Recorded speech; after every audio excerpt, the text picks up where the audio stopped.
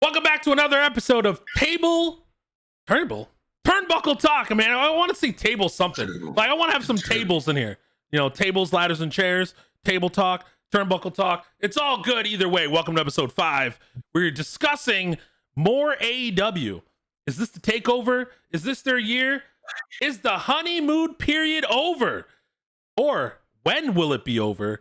Can you smell it? Who knows what's going to happen with that? We're back again with my boy Troll Gaming Live. What's up, Troll? I'm feeling good, man. My blood's pumping. Yeah. You know what I'm saying? Yeah, I just drank a Gatorade Zero. You know what I'm saying? Oh, look at that. That's right here. We've been drinking on. It's a back-to-back episode. So if you're looking at, we're wearing the same clothes. We did episode 4. We're doing episode 5 right after. You can come check us out on the Twitch channel, also on the YouTube. Subscribe, like, share, build the brand. We are out of graphics right now, but we're going to grow this to be a podcast style format, but also news and information about pro wrestling and all avenues and aspects of pro wrestling. But today on this topic, we have 4 topics for you. And then we're going to talk about what AEW looks like in a year. We're going to talk about who else is leaving WWE. Is it possible more people are going to be in an exodus? Can they recover from this? And we're going to talk about the honeymoon period. When is it going to be over? Will people turn on AEW with the lack of movement and promotion of their favorite stars that are not being featured? Who knows? So we'll start with, what do we think AEW looks like in a year? What do you think, Troll? How do you think AEW will shape up in 1 year's time? Next year, what do you look like? So we'll start our little predictions on this section by giving me your 3 champions, your TNT champion, your world champion, and your tag team champions. We are going to be wrong because it's wrestling and that's how it is. And who do you think is going to be elevated and what's going to be happening as the major storyline? So let me know. Okay. Let's start. My tag team champions will have Orange Cassidy of some sort in it. Oh, okay. I think Orange Cassidy is going to be a tag champ. I don't see him anywhere near any singles title next year. TNT champion. Well, if he's not cut, if you guys watched the last episode, I've been, proclaiming for this guy to get cut. Scorpio Sky. TNT champion next year. By this time next year. And world champion.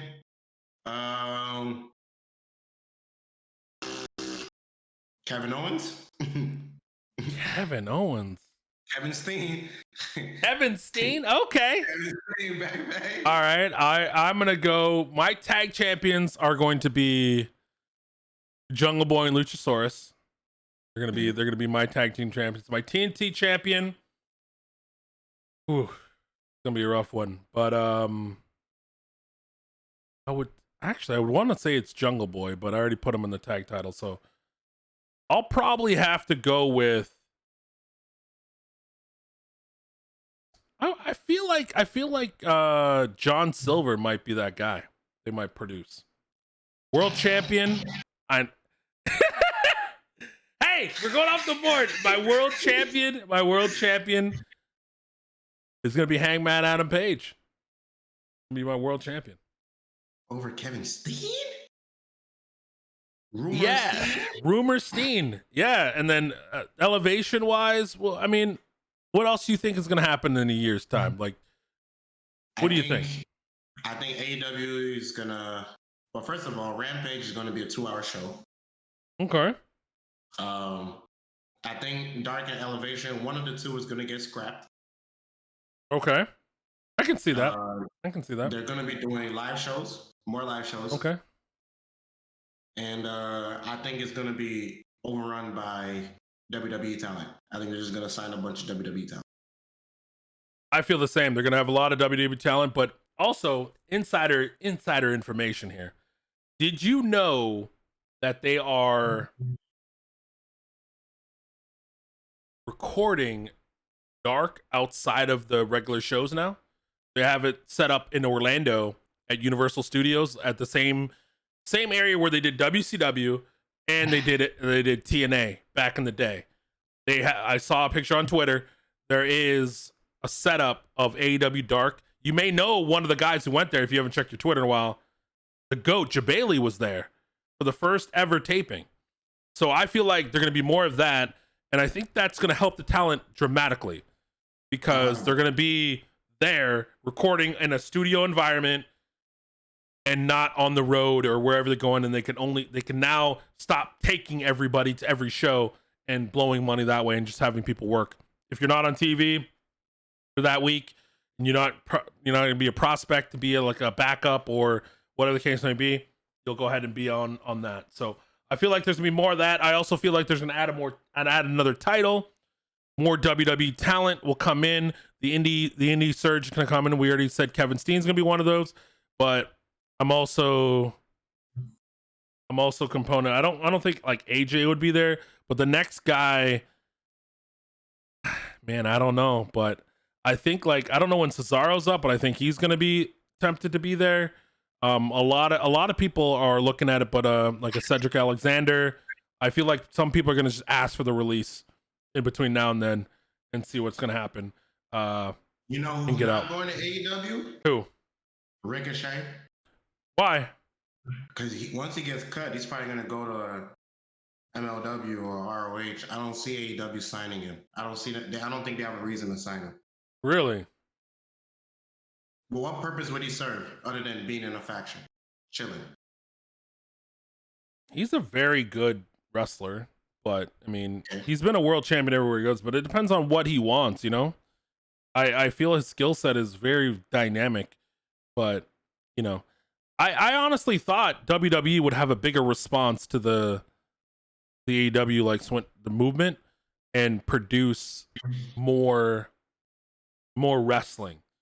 And feature more people, and I feel like that's the way it is, and I feel like they haven't done any of that. So I don't think it's the premier place. So going into the next topic, who else is leaving WWE that you think, and can they recover? I'm struggling to find the recovery because their movement hasn't been great since the acquisitions have come through and smashed it, and the likes, the tweets, the videos, and you know those things matter to WWE, but obviously they don't see them as competition. But I don't understand how you're just allowing another company to utilize people that you didn't utilize effectively and show that it's a legitimate place. Why? I think they realize what's going on. They're signing a bunch of these people, and they're like, okay, you guys think you know what you're doing? Okay, sign them off first, and then you're gonna realize how hard it is. I mean, yeah, you know, Vince has been doing it for so long. Like everybody's like, yeah, they're signing all this talent. You know, it looks all nice on paper, but as we spoke on the last episode, how you gonna book them all? How you gonna have them on TV?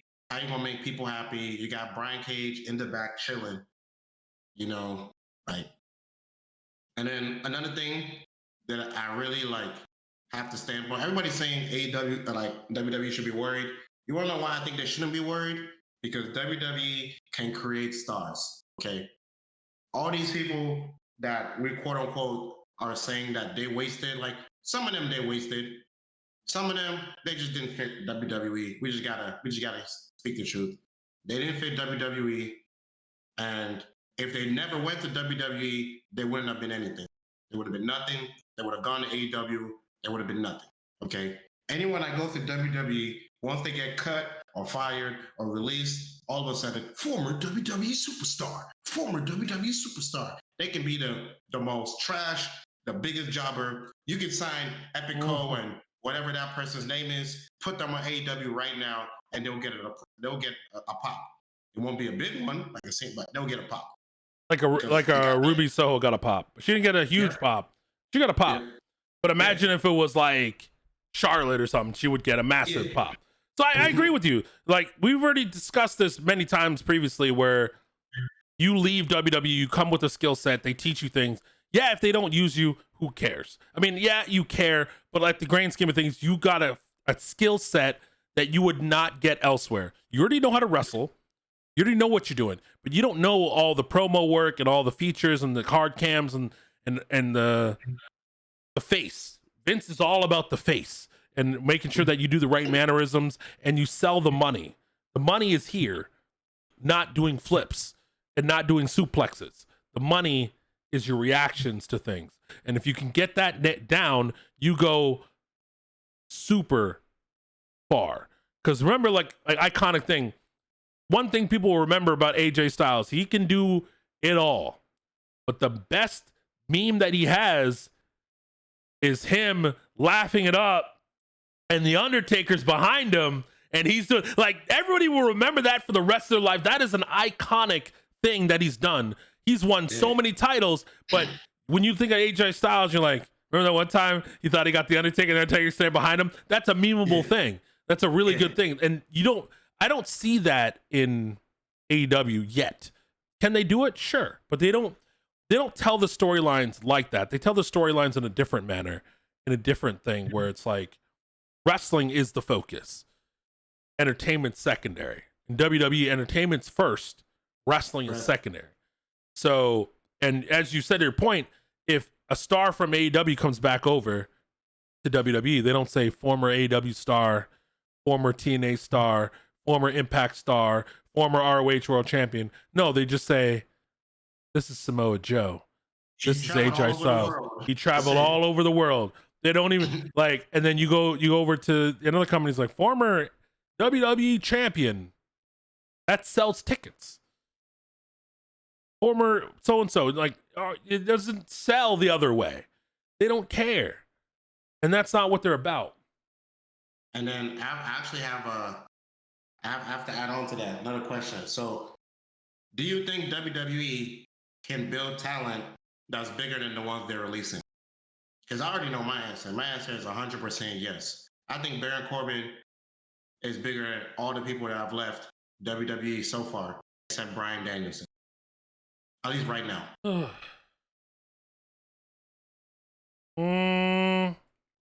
Yeah. I think Baron Corbin right now is bigger than Rusev Day to me. I love Baron Corbin. I'm not gonna front. He's the heir apparent. Big time. I believe it. And if you think about it, the people that left is coming to terms with it. It's like Ronaldo. I like that analogy. We'll talk about that. If you don't know, we'll talk about Cristiano Ronaldo. He was part of Manchester United. He did everything possible at Manchester United, more than most footballers would ever do. So if you talk about anything like that, he won the title for the league. He won the super title for all the clubs. He won best player in that league, and he won best player in the world at that club. He was done. So he moved on to a new challenge, and we didn't want to see him go, but he went to Real Madrid over in Spain to see if he can do it over there.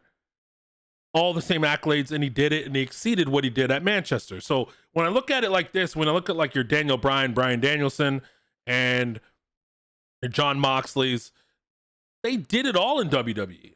They've done it all. Daniel Bryan's main evented WrestleMania. Check. He just did this Check. year. He did it twice. He's done it twice or 3 times. He's main evented all 4 pay-per-views, I believe. Check. He's won the title that he, for his size, he's a Grand Slam winner. He's done it all. He's done it all. He's carried the company. He's been in the little company. He lost in 6 seconds to Sheamus that nobody complains about, but he did. I mean, they did complain, but not anymore. The new thing is like, happening to other people. But hey, he did it all. So for him to re-sign at WWE, what is left for him to prove? What is left for him to prove? He loves wrestling. Let him go to W. Let him go to AEW. It's no hard feelings, man. Go cut your teeth. Go. If you got 4 years left in you, go do 2-3 over there. Like your LeBron James. He's over. He did everything he could in Cleveland, except for win the title. They wouldn't give him all that he needs. He goes out to South Beach, learns how to win around better players overall, wins titles and says, I know what it takes now to win. Let me go back home and win it for those people over there. And then I'm going to leave and go somewhere else. Go ahead. And you know what I think is going to happen? What? See, WWE is releasing all this talent, right? Right? So since their release means people can't complain about them being on TV. So what's going to happen is they're going to end up pushing all these new people that they're signing. Mm-hmm. That, hey, we're just going to put these people in your face, and you're going to have to care about them. And eventually, people are going to care about them. All those people in the Performance Institute right now, they're going to go to the new NXT. And then when they finally go to the main roster, they're not going to be given some crappy gimmick. And they're going to know how to give promos. They're going to know how to wrestle WWE matches. They'll be ready. Yeah. The reason, I think the new format is much better because of this simple fact. We're segueing a little bit here, but when you have an indie style wrestler, so think about it, the grand scheme of things. You're an indie wrestler. You're in your little home. You get told how good you are. Then you move up. You go to ROH. You go to MLW. You go to GCW. Now your fame starts growing. People start on the internet, start telling how great you are, how good you are, how amazing you are. You should have all this stuff. You start pumping your chest a little bit. You start getting in there. You're like, all right, I'm damn good. Now you go to NXT and they tell you you're good, but hey, you got to change your style a little bit because what you did over there ain't the same thing we do over here. And they're like, but I got 20,000 people on my Twitter telling me how great I am and you need to listen to me and how I wrestle. This is what I do, baby. And they're like, but this is how we do it. And then they try to mold you like, okay, we'll break mold with you. We got this other company over here that we got to match with. So we'll allow you to do what you need to do on takeovers to appease your wrestling style. Cool. They come up to the main roster. They see Big Daddy Vince. Now they got 40, 60,000 people telling them how great they are. And Vince is like, that wrestling style you do ain't, you got to do it this way.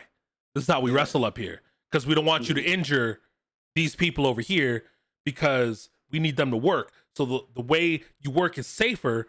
You take less risks, but when you only take the big risks at the money-making shows. You don't do it at a SmackDown or Raw. You don't give people 110% there. You give them like 40, 60. You play the game, hit the pay-per-view. If you want to go nuts, go nuts. But when it's WrestleMania time, we expect you to go 200%, not 100. You need to dial it up to that level because I got to match the show. But if you want to be the best on the show, go ahead and do that. But you got to tone it down to fit this moment. Like, nah, this guy's telling me I'm great.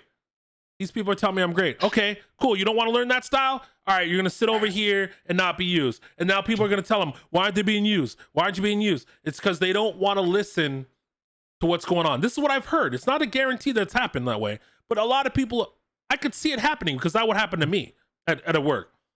So now they're bringing in people that don't know how the business works. They got the business look. You can teach how to wrestle.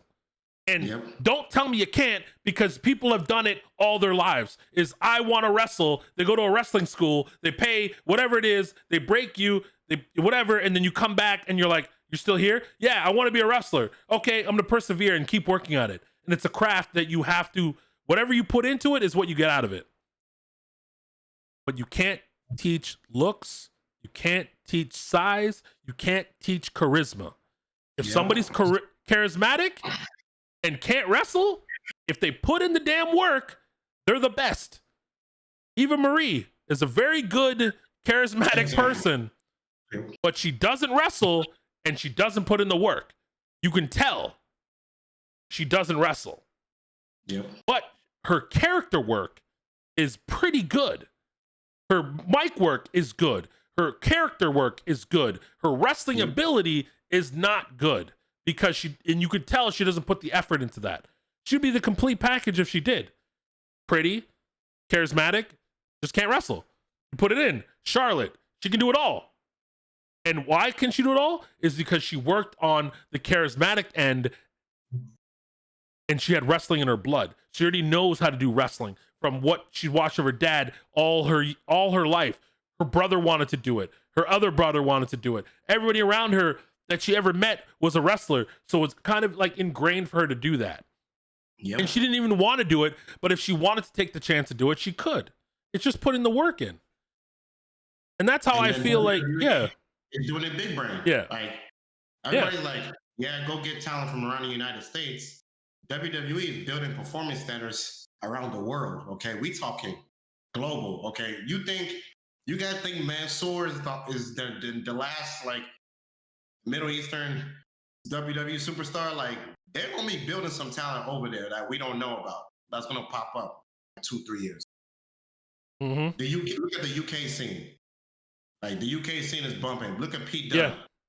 Like, NXT UK has been a big thing for them.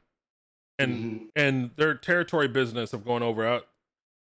I just feel like that's the method is if people have a traditional style and they want to wrestle and they want to do what they're doing on the indies and they want to bring that over, that doesn't work on the main roster. And we already talked about that. That doesn't work. And that's why when you bring up these people, it doesn't work. Like Ricochet had to change his style completely from NXT to what he does on Raw. Yep. It's completely different.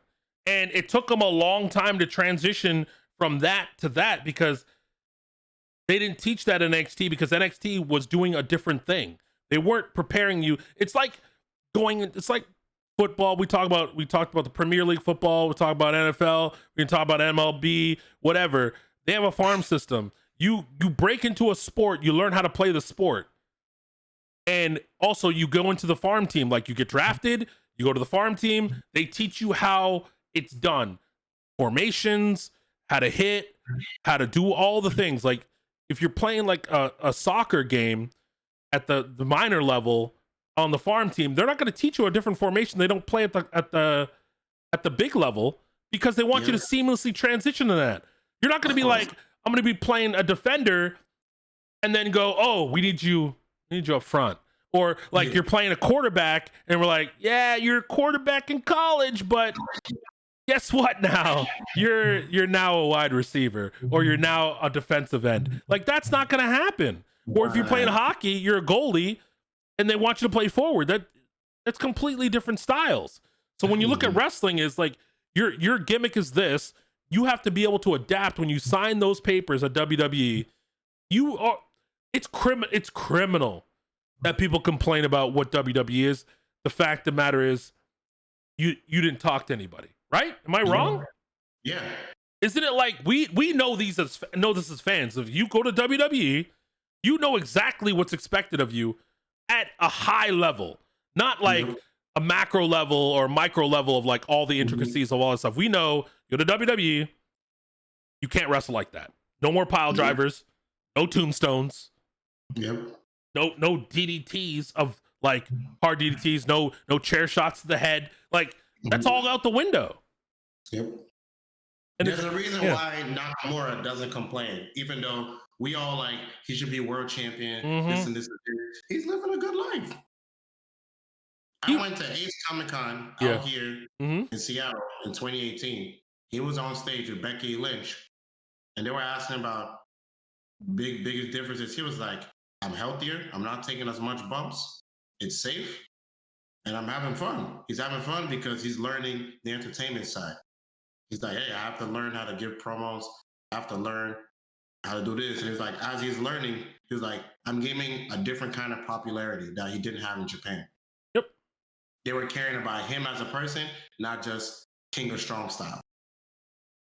That's the whole thing. People want that, right?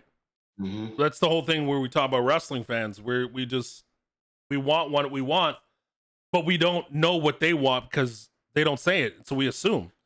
We want Nakamura to be world champion. We want him to do all this stuff, but what if he just doesn't want it? What if he wants to just do what you said, learn how to do all this stuff, and it takes time? But look at him now. When we wanted him to do stuff and he was doing nothing, we're like, where's Nakamura? Where's Nakamura? And look at him now. King Nakamura. He had a thing with Baron Corbin that went over very well. He's got his own guitarist, and we all asked about where Rick Boogs was going to be. He was great in NXT, and one of the What Culture guys was like big stand for him, and now he's featured on TV getting wins now. Yeah. Like, for WWE, it turns, we don't realize that it turns on a dime. They can literally say, Ricochet, you're going to be US champ, and you're going to be featured every single week. And then that's it. It's done. That's it. Like, And that's what you pay for. It's up to you to take it, but you understand, like, on a dime, they can turn you in from losing all the time. Like, Humberto Carrillo loses every single time he's out there. What if they just give him a string of wins? Yep. He beats Randy Orton. What? Humberto Carrillo beat Randy Orton? Humberto Carrillo beat the Uso? Like, beat one of the Usos? What's going on? And the next you know, bam, Intercontinental Champion Humberto Carrillo. 3 matches made. And the way AEW's working, that's not going to work. Because they have this structure, which is pretty. I didn't like it at first, but I understand why it is. It resets every year. So you can have somebody on a losing streak. It doesn't really matter. You can have their total career, and they have their total career numbers, and they have their current year numbers. And then you can have somebody undefeated through a whole year, or just go 0 forever 1 year. It doesn't really matter. And then the next year, you can show them go like 8-8, 10-4, something like that. When they say wins and losses matters, I mean, we got Orange Cassidy with 15 wins, 1 loss this year, and is nowhere near the world title. But we're not going to talk about it.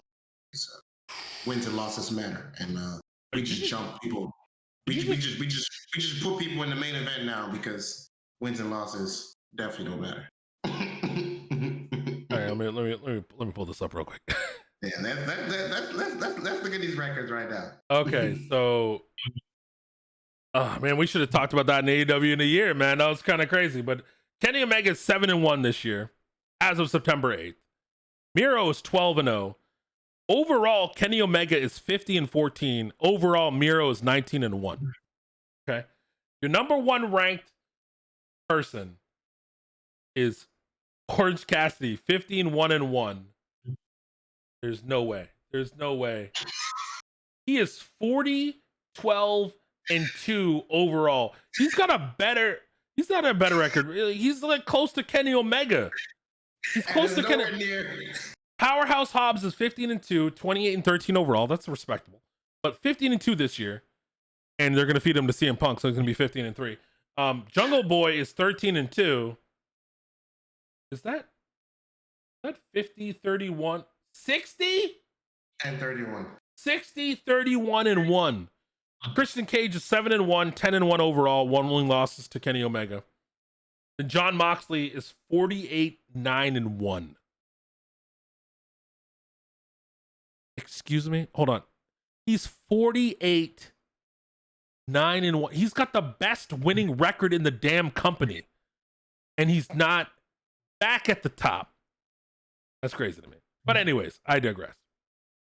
Why is Orange Cassidy not number 1 contender? Can somebody explain to me?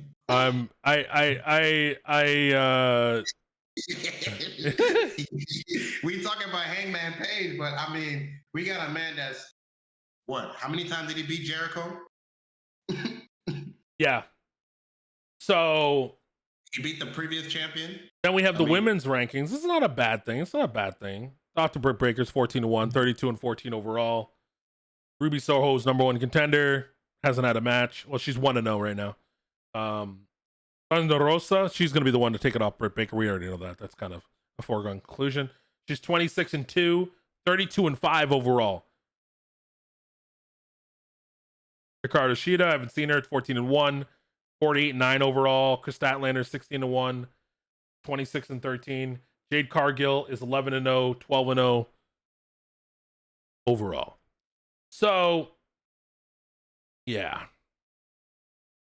Right now, the number 1 contenders for the tag titles are Young Bucks. Lucha Bros are 50 and 22 together. That's crazy. Jungle Boy, Cross Express is 11-3. Butcher and the Blade is 5-0. They're third. Santana Ortiz is 7-3. Varsity Blondes is 18-5. That is your rankings, which is kind of crazy to me. Yeah, I'm saying the more you look at the rankings, you're like, wins and losses matter, and then like you sign all these superstars, and then it's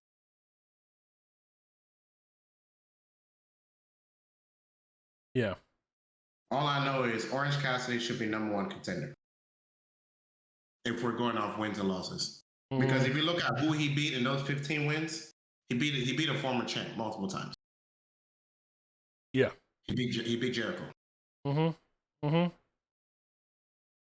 Yeah, it's kind of crazy how it ends up to be this way, but you know, it is what it is. But they're doing something about that. I mean, that's the best thing we can say. We're not crapping on it or anything like that. But I truly, in a situation where when you put it out there that wins and loss matter, you're opening yourself up to criticism that may not be best for your brand. That's all. That's how I feel. I don't know how you feel about that, but also the inverse is when you don't have wins and losses, there's no tangible way to see who gets a title shot, and it's just out of thin air. So it really doesn't. I don't know. I rather see it with my own two eyes than versus like, you know, some arbitrary ranking. Ranking's good, but when the ranking doesn't pay off, like Jungle Boy, it is no matter what your record is. It's all about, like, at least the AEW, the fans. Yeah. Like, they love. Yeah, like, hold on. Before that, we're talking about the rankings, #1 contender. Why are we ever having a battle royal to find out who's the #1 contender when we have a ranking system that should put the people next to it? Did I just did something just happen? Like, did I just? I don't know. Maybe I'm wrong. Let's move on. They should be doing it UFC style. Hey, if the first 3 have already had title shots, then maybe #5 is next in line. You know what I mean? Like, that works. Yeah. Or somebody can pick. Yeah, if you're in the list, like if Jungle Boy's ranked #2, he's already had a title shot, and he lost, but he's still #2 due to the record. Why can't #3 jump the line? Can't just keep fighting #2 until he loses enough to go back. Yeah, that's the thing. But I'm like, why are we having a battle royal to dictate who's #1 contender when the #1 contender is #3 slot after Chris Statlander lost? Well, she was actually wrestling that match, so she was the #1 contender. And the one below her was the actual contender. I don't know who that was, but I mean, let me find out real quick. And we can find out who that person should have been. But Ruby Soho jumped the line on that, so. And I guess that's to bring her in to give validation to that. That's why Thunder Rosa was #3. They're not ready for that match yet, so they had to give somebody else a thing, right? Because she's #2. Hikaru Shido's there. They already had that match. She's a former champion. The next one up was Tay Conti. Did she have a title match? And then Jade Cargill. So this is where I think the whole thing of rankings kind of puts you in a corner, because when you're ranked, you're not ready for that match. You have to find a way to get out of it, and I think that's the way they got out of it. I could be wrong, but it's just my thought. It's not a bad thing, but what can you do? So we'll move on to the next topic. We were talking about. Did we talk about who's leaving? We didn't talk about who's leaving, right? We didn't talk about who's leaving. So we already know. So let's talk about who is leaving. And what can WWE do to change their fortune and their tide? What do we think? What WWE can do to change their fortune? Keep their new format that they're aiming to go towards, you know, building people from the bottom up. Do it. Ignore the chatter from AEW and just put superstars on your TV. I mean, like, keep doing the celeb thing. Like, the Bad Bunny thing was good. Bad Bunny was great. The Bad Bunny thing was good for them. Logan Paul is good for them. You know, keep doing those faces on TV. The celebrities that love wrestling, they need to gobble them up. They need to find out who's there. The honest thing for AEW is pretty good. I think that was good for them. Yep. But like, a better. AEW, like, we don't need to see that anymore. But you need to bring people that can actually work, not people that can, like, sports and stuff like that. You know, they got contracts. They're not allowed to get their hands dirty or physical or whatever. I mean, it was good for WCW when they did it, but it's not the same. Not the same. And I think they need to do the celeb thing and use the celebs to elevate talent and just keep building. Because at the end of the day, AEW is going to get better, but WWE is going to get better too. Only thing that's happening is WWE is right here and AEW is moving like this. WWE is not going here. They're too big. They've been making record money during COVID, after COVID. Like, it's not going here. It's only going to go up. AEW is just rising up. So WWE should just keep doing what they're doing. You know. Dynamite did $1 million. They don't need. And just work with what they got and just build their new stars. Well, what do we think of Dynamite beating Raw in the demos and overall viewership? That's fine. Okay. Because I would rather watch WrestleMania over All Out any day. And I'm pretty sure you're probably the same too. All Out was very good. It was really good, but it wasn't better than last WrestleMania. I'm gonna say that last WrestleMania was great for me. Seeing the fans back, and SummerSlam was it for me.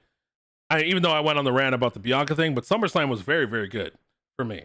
As for a WWE show, it was very, very good. As for a WWE show, something about WWE and their big pay-per-view feel, like you could just feel the big pay-per-view is coming. All I can say is, I wish AEW had better videographers, man. watching their, and we call them Titantron still, but watching their like entrance videos, oh my gosh, it's so bad. It's really bad.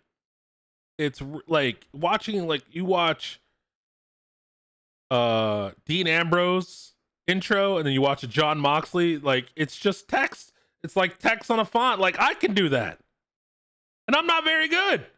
So like, why can't they can show like old like match videos? Like I love that style, you know, showing people come up, giving people a hype thing, but they just show the name. I guess they want the feature attraction to be the person coming out, but I've always hated that. I always wanted to say that.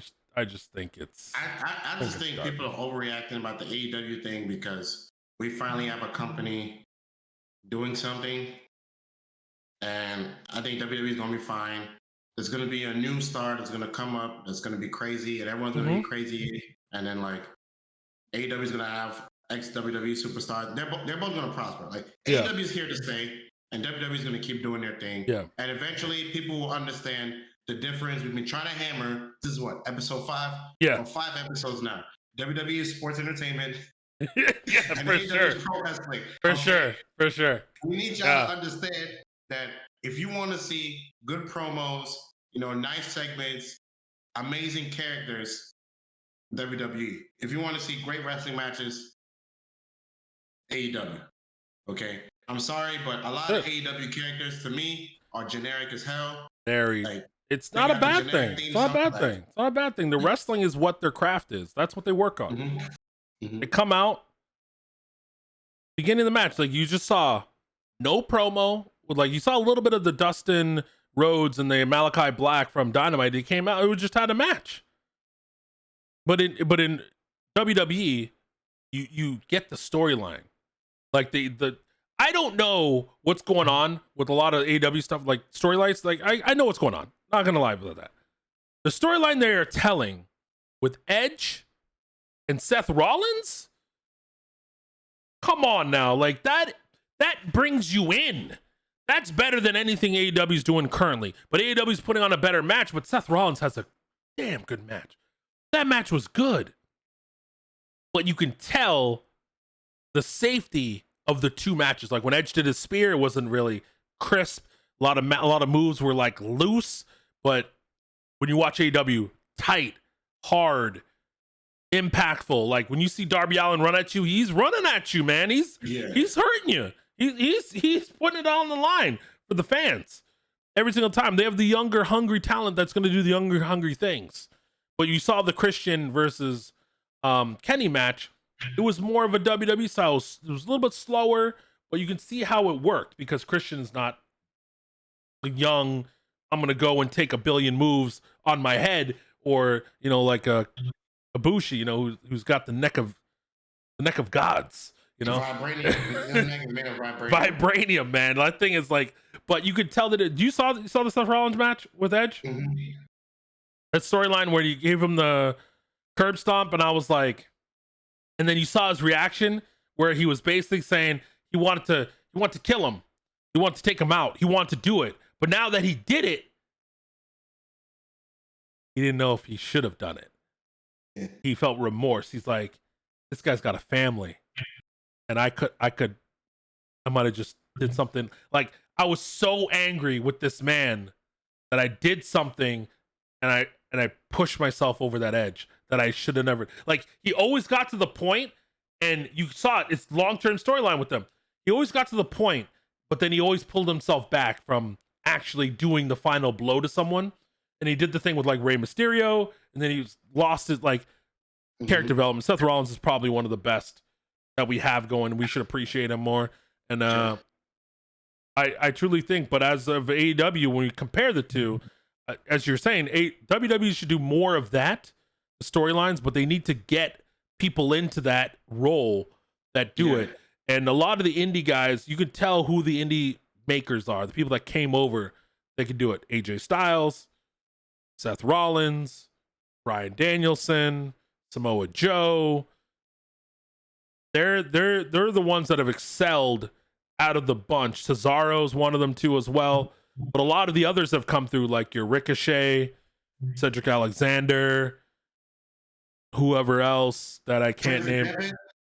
Prince, come on, man. He still hasn't done it yet. I'm sorry. Yeah, his promos aren't where like Cedric Alexander is a great. I like Cedric, but I don't know. I don't know why. I just feel like I'm biased in a way because I see the way people talk about the business and the way that people have left the business and what they've said and how they put their careers on the line and how they work extremely hard for the things that they want, knowing that they too have been left in catering. They too have been almost fired, but they persevered beyond a shadow of a doubt. And then you have other people that sabotage their own careers and that complain all the time. So it's like, but then we have good soldiers that do let go. But sometimes you could be the best soldier, do the greatest things, but you're just not good enough. Yeah. That's it. What do you think about that? Oh, I 100% agree with you. Okay. Like I said before, I just think WWE is tired of signing all these indie stars that just don't get it. And so they need this mass exodus to free up space for the people that will actually learn how to do it properly. There's no point paying Gallows and Anderson, $1.2 million a year. Yeah. To not want to listen. You know what I mean? That makes sense. When they can get Joe Schmo on the road, Performance Institute, give them 10,000, 20,000, and they're gonna work their ass off. Yeah. And eventually become something. Yeah. Because you see the new Diamond Mine, right? They put those people together. That's tweeted that picture out, and they had a good match. It wasn't the best match, but it was. But you can see where they're going with how they're bringing new people in and the stars that they already have. And I think that's what they need to do. Get the people in that want to be superstars. Yep. You want wrestling, that little thing behind me, AEW, go there. If you want to be a wrestler, go there. But their top end talent is going to be the people that blend it all together. And they already have it with the elite. All those people can do gimmicks and stuff like that. They get the time. They all do skits. But then, like, the whole thing is when you watch their YouTube, I don't like when they make fun of the whole aspect of the stuff. I just, for me. But I enjoy all the content. I watch Being the Lead all the time. I watch the Sammy Guevara thing all the time. So it is what it is. But I feel like WWE is going for a different route. And they need, as you said before, they need to make sure that people want to work the style they want to work, listen to how it's done, work through all the growing pains, and get to an end spot. And that's it. Can we talk about how we got all these indie talent that's signed and don't care about being world champion, like not ambitious? We gotta cut that out too. I'm sorry. Like, I love Samoa Joe, but if you've ever heard Samoa Joe talk about signing for WWE, he was fine with never being on the main roster. He was like, "Oh, they signed me for NXT." He's like, "Oh, I didn't care." I'm like, "Huh?" I'm like, "Excuse me." Like, if I'm signing for WWE, I want to be world champion. Like, I want to be headlining. A lot of people don't like the schedule. Like, it's a changeover from how it used to be. They don't like the road as much. They want to be that. The road's a grind. They want grinders, right? So they don't. That I think that elk is going away. So I think they need to find another way to do things. And I hope, like, if they're not going to be world champ, like, you know, Samoa Joe's back in NXT. He's a great talent. He's got a good eye for the business. That's why they wanted him, and that's why he came back, because he gets to do all that stuff. It just feels weird when you're right. It feels weird to me if you're like, I don't want to be WWE World Champion. I don't care about the Universal title. Give me that World Championship. I want my name next to Bruno. I want my name next to Hogan, Hart, Michaels, Austin. Like, I held the same. I'm in the same class as them. Like, that means something. And if you're a wrestler and you saw WWE, and if that's like, you go to WWE and that's not your goal to be that guy, why are you there? Go win the every title somewhere else. Like, you can go to Impact. Not crapping on Impact, but Impact will give the title to anybody they believe in to hope to carry the company. They'll give it to Billy Gunn if he goes there right now. Somebody who has the title doesn't even work for their company.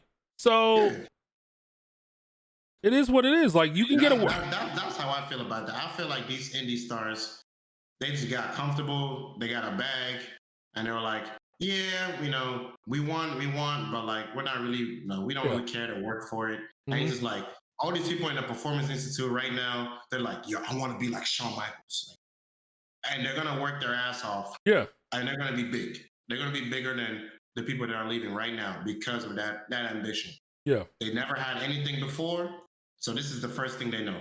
Yeah, that is because they signed that gold medalist, and they signed a bunch of other people. Yeah. Oh, so they got the talent. Like, WWE's very conditioned to learn your way and to bring in people off the street or in people that have ability. Obviously, you have to have some physical ability to make it.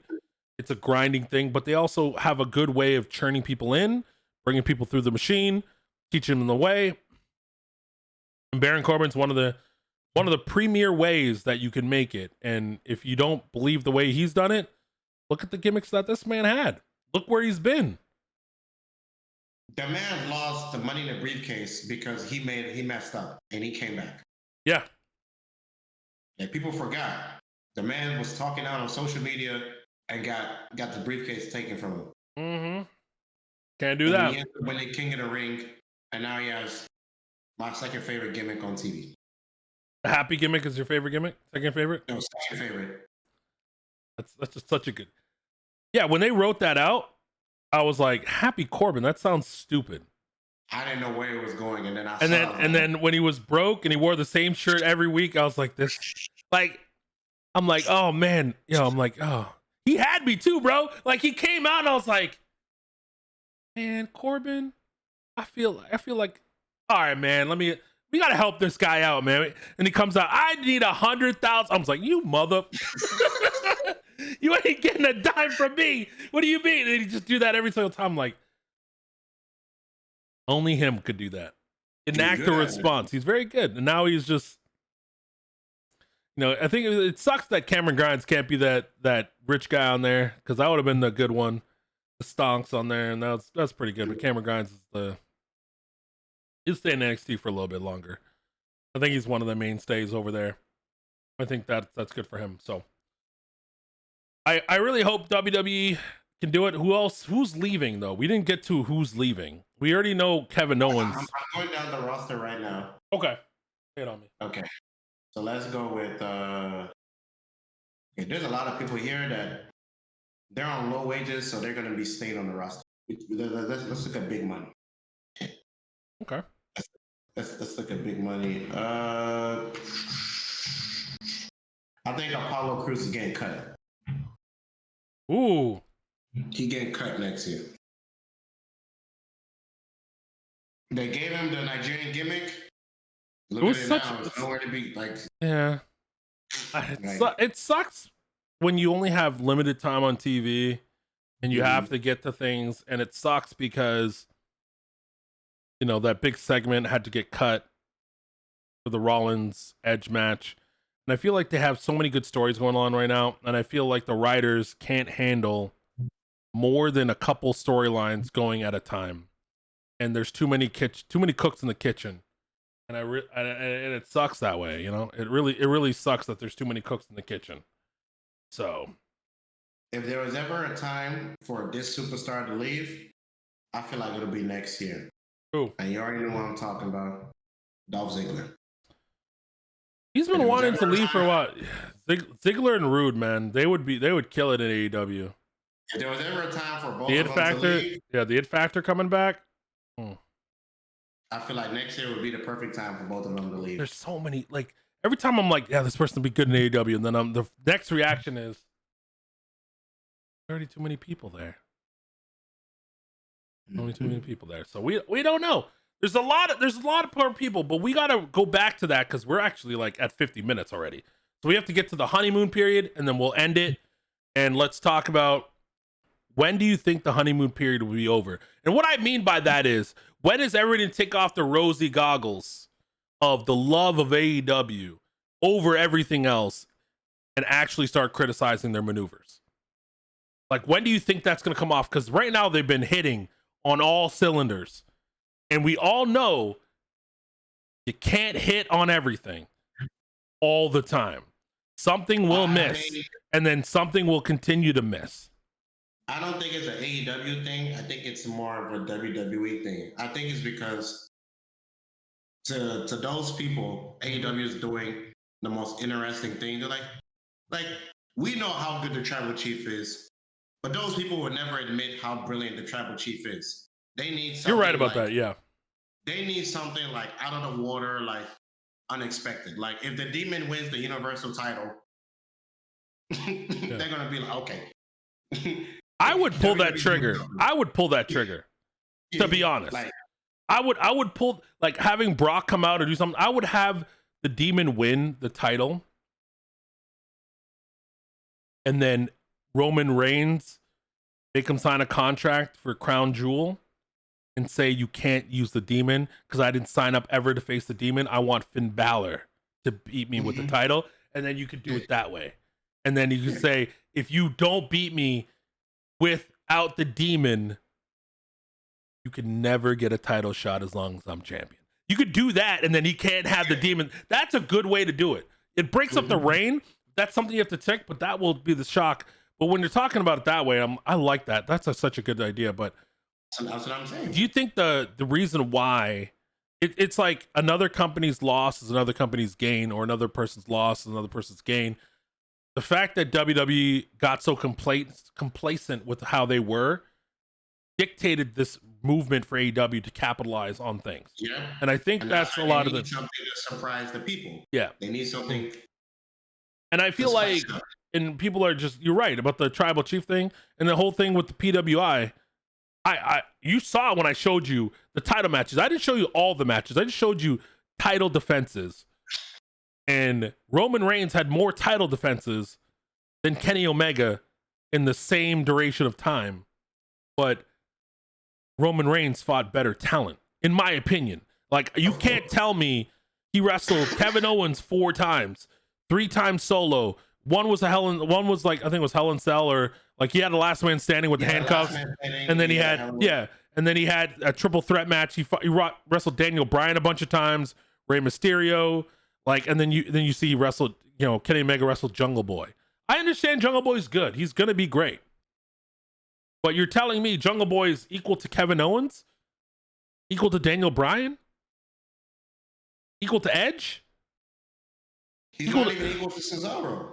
Cesaro? Jey Uso? Like, then you go down the list. Moose. I love Moose. Moose is great. I think Moose is top. But Sami Callihan, I don't think he's on the same caliber because it was a hardcore match. Anytime I feel that you need to go that level as your first match, I feel like your craft is not as strong. I just feel your craft is not as strong. If that's what you want to go, you need to escalate that. Like, Yeah, exactly. you can't say if I beat you in a match, or it's like, hey, I beat you, you beat me, or every time I beat you, you cheat. Every time I do this, you cheat. And I'm like, I'm tired of it. You're goons. Let's do this. I want to hurt you. We'll bring the weapons. We'll do all that stuff. We'll put it in the cage. That's the escalation I like in wrestling. Not, we're gonna have a match like John Moxley and Kenny Omega. Their first match they had was a unsanctioned match where they basically try to kill each other. Then their title match was he stole it off a hardcore match. It wasn't like we're gonna have a regular match for the title. No, we're just gonna go right to your hardcore again, which is kind of like you just had back-to-back hardcore matches with each other. You didn't have a regular match. It's like your first match, you came in, he DDT'd you on the AEW sign. Your first match is, I'm gonna throw you through a bed of barbed wire. Like, you know what I mean? Like, it's kind of like I want more escalation on that. And like the Lucha Bro thing, they put him in the cage. That makes sense. That makes perfect sense because they always, for the whole duration, the Young Bucks have been getting help all the way through as heels. Put them in the cage. It's crazy, but anyhow. So what else? What else you got over here? What else you thinking for the honeymoon period? Like I said, the moment WWE does something surprising, then people will start looking at AEW critically, like saying, okay, like CM Punk coming out is not like, it's not enough. I think right now everybody's like, people love chaos. Okay, people love seeing things out of the norm. So seeing all these stars moving over is their chaos they're absorbing. But like once they've been there a couple months, plus WWE doing their thing, like, you know, what else? Yeah. What else? You know, John Moxley was super big. And then after a couple months, it was like, okay. And then he became world champion and people cared, but like they had something for him. Okay. Same thing with Miro. Miro joined. They're like, yay, Miro's finally getting TV time. And then it was like, okay, like he's this best man, but like, okay, we want to see something. We want to see Miro be Miro, like everybody wanted, and they finally give it to us. Yeah. So I think now everybody's excited, but then like after 2 months, a month, they're gonna be like, okay, you had Adam Cole, like, okay, what's next for him? Yeah. CM Punk, what's next for him? And to expedite that, like I said, if the Demon wins the Universal title, everyone's gonna tune into AEW like, what are they gonna do next? Yeah. What are they gonna do next? What are they gonna be? What are they gonna do next? Yeah, Randy Orton might just beat Bobby Lashley and break the internet. Oh my God, the internet would break. If he wins that title, the double champion, break the internet.